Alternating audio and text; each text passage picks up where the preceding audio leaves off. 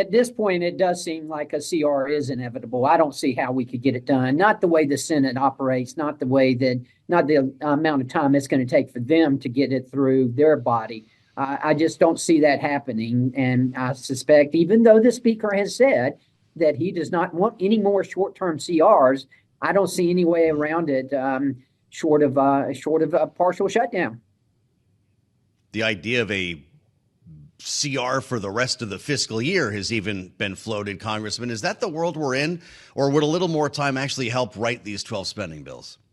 Well, I think a little more time would help. We've been out for 3 weeks with Christmas and everything, and then, but the time, a little bit of time would help. I do think we're closer than what it may appear. We got the top line number now. I know that there are some in our conference who are not happy with that top line number, but I don't know that they're not happy about the top line number as much as they are about the side deals. The side deals is what really bothers me that much, and that takes that 1.59 up to almost 1.8. I mean, it's. The side deals are what really bothers me. Now, having said that, I will tell you that I think that the speaker was successful in getting some good, immediate cuts in the budget, real money cuts, $10 billion in IRS, $6 billion in the COVID slush fund, clawing that back, $16 billion. And that's nothing to laugh at. That's real money. So that was good. And we also got some of the budget gimmicks that are just ridiculous, that we got rid of some of those. So there was some gain in this. And I think the speaker did the best he could do at this time with a slim majority and only one leg of the three-legged stool.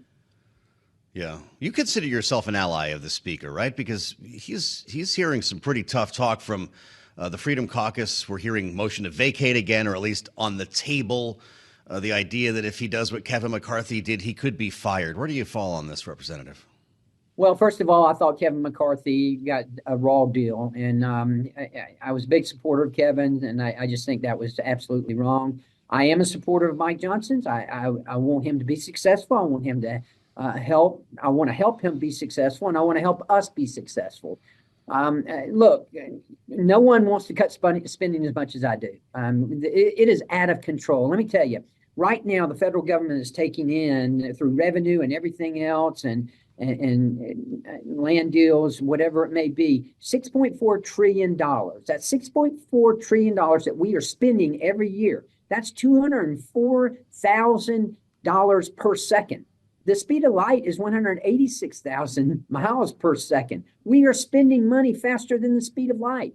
That is unsustainable. We've got to stop that. We've got to stop this outrageous spending. I get it. And let's also keep in mind that those on the right, a lot of what they are concerned about is the southern border. And we need to get that southern border as part of this. This is our leverage to get real reforms done at the southern border.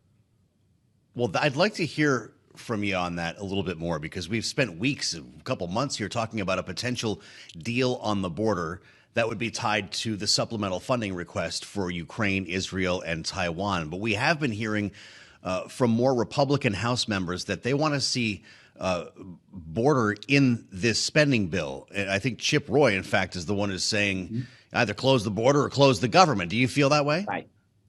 Well, I'd rather see us secure the border and shut down the border than I would see us shut down the government. Government shutdowns are just not good. I've been through a number of them, and you just made the comment a minute ago that it's how do you get into one? Well, it's not so much how you get into one; it's how you get out of one. It's difficult to get out of a shutdown, and expensive, but at the same time.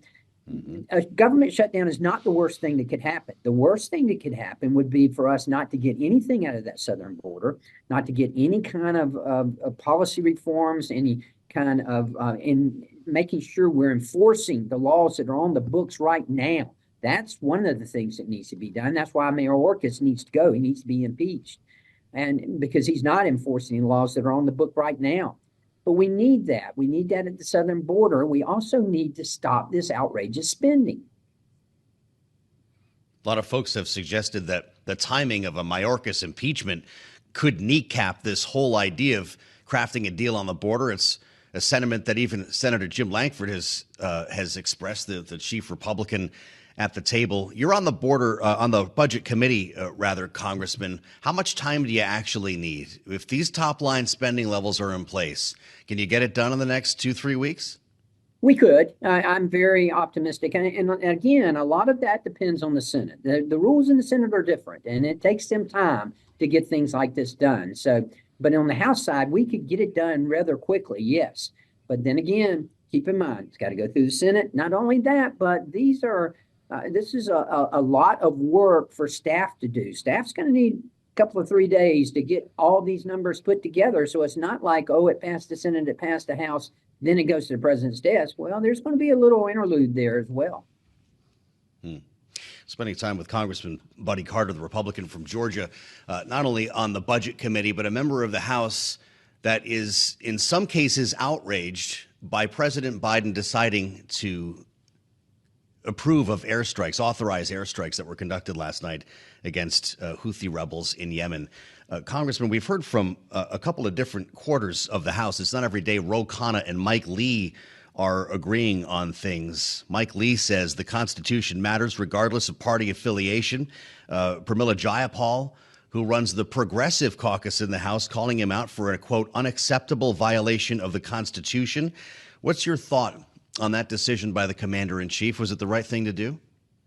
I think it was the right thing to do, yes. And I think it's about time he did it. I mean, let's face it. The Houthis have been using our troops, our Navy, as target practice, and we can't allow that to happen. We've got to be strong. We've got to fight back and have backbone. There's no question about that in my mind. Now, as far as the constitutionality of it, I'll leave that for others to decide. But for us just to let our troops sit out there, let our Navy sit out there and be target practice for these terrorists is unacceptable. We've got to fight back.